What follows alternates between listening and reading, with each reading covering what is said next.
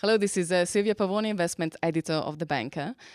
Here still at the first day of the Inter-American Development Bank meeting in Calgary. And I'm talking to Enrique Garcia, the CEO of Development Bank CAF. Mr. Garcia, this is the first day, of course, and as we were commenting earlier, it's a rather different setting than last year's meeting that was in Cancun. But nonetheless, although the climate is definitely more rigid and colder, discussions, I'm sure, are still very much heated and full of interesting points. What are your views at almost the end of the first day?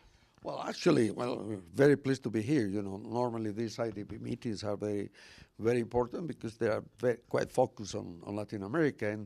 And I would say that this year, if we compare to last year, although it's cold, the weather is cold, but I think there's a lot of positive things to say because Latin America has shown a very dynamic process of recovery during 2010, and people are very enthusiastic about the future. That's a positive thing. Now, of course, today, in essence, the real meeting starts tomorrow. Today, there are more of the seminars and bilateral meetings. And I think, in general, the atmosphere will be positive. I see that this time, the discussions in general in the seminars are more focused on medium and long-term solutions, development issues, not so much in crisis things. That's very good because I think one of the issues that Latin America has to face is how to be more active, more positive in terms of solving some of the structural issues that would ensure in the future self-sustained growth and good quality growth. And that's not so much on the macroeconomic side. It's more on the issues of infrastructure, on institutions, on the issues of inclusion, social inclusion, on the issues of environment, things that are not solved in 1 year or 2 years. They need a long-term agenda. Education is the other element. So that's a good thing. Now, in terms of the IDB, of course, I don't know exactly what the issues will be, but of course, I think one pending issue is to conclude the issues of the incremental capital. So as you quite rightly pointed out, now is the time to talk about growth after a period of, let's say, calm following the financial crisis. And the whole of the world is looking at Latin America, of course, not just for their domestic growth, but as a very interesting place where to allocate investments, especially looking at growing commodity prices.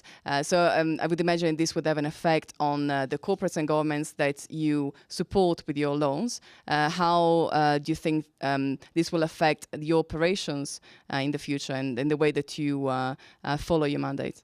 Well, I think the positive side of this commodity boom has to be looked with caution in the sense that you have to use this platform to make the necessary transformation that will imply a productive transformation, because you cannot rely exclusively on commodities.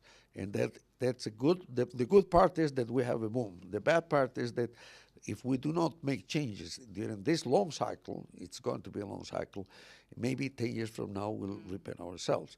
So now our speech is to emphasize more investment in education, investment in infrastructure, more participation of the private sector, technological change, innovation, things of that nature, so that you get a more sustainable model of growth.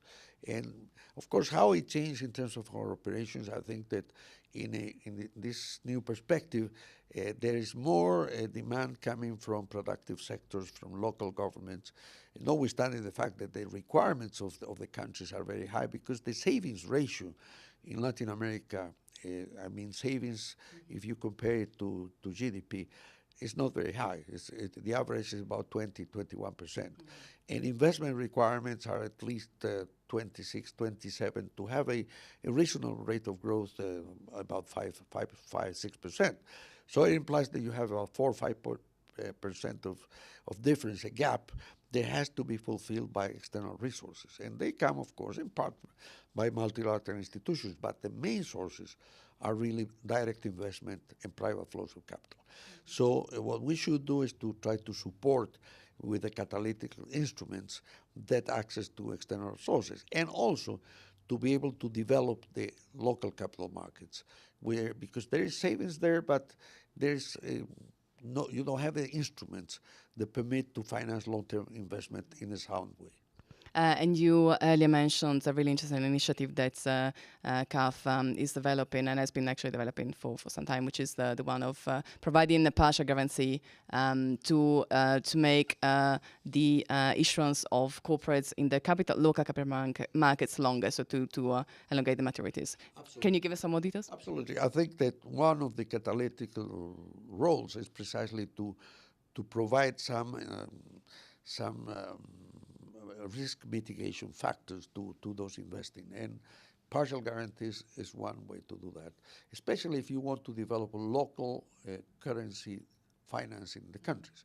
Instead of financing ourselves local currency, to provide partial guarantees so that the local capital markets, insurance companies, pension funds, social security, so forth, they are ready to have access to finance, medium and long-term initiatives through the issuance of bonds and other instruments.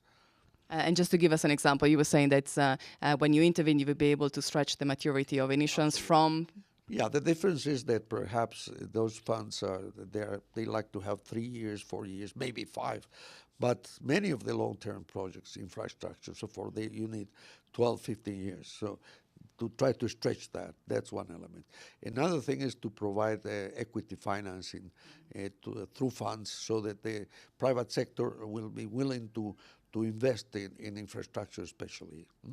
Very good. All very interesting points, and we shall hope that investors will keep on coming to Latin America and, of course, participate in the growth of the country.